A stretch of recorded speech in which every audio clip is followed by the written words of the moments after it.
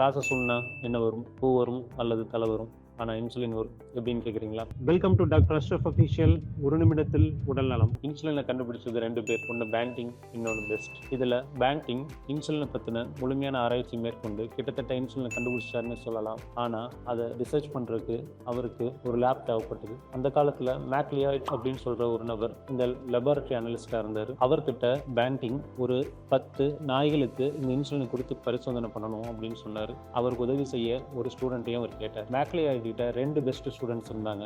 ஒன்று Charles best, இன்னொன்று Clark Nobel. இந்த 2 பேர்த்துல யாரை செலக்ட் பண்றது அப்படின்னு சொல்லிட்டு பேண்டிங்க்கும் மேக்லியாய்டுக்கும் குழப்பமா இருந்தது. அப்போ ஒரு காயினை டாஸ் வின் பண்ணி பார்த்தாங்க. அதுல பெஸ்ட் செலக்ட் ஆனார். பிற்காலத்துல பேண்டிங் ஒரு ஆர்டிக்கல் எழுதும்போது பெஸ்ட் மட்டும் எனக்கு இல்லை அப்படின்னா நான் எனக்கு இன்சுலினை கண்டுபிடிக்க முடியாது அப்படின்னு எழுதினார். ஸோ ஒரு காயின் டாஸ் எப்படி இன்சுலினை கண்டுபிடிக்க வச்சது அப்படிங்கிறத நோட் பண்ணிங்களா வியூவர்ஸ்? தேங்க்ஸ் ஃபார் வாட்சிங் அண்ட் கீப் ஷேரிங் இன்ஃபர்மேஷன்.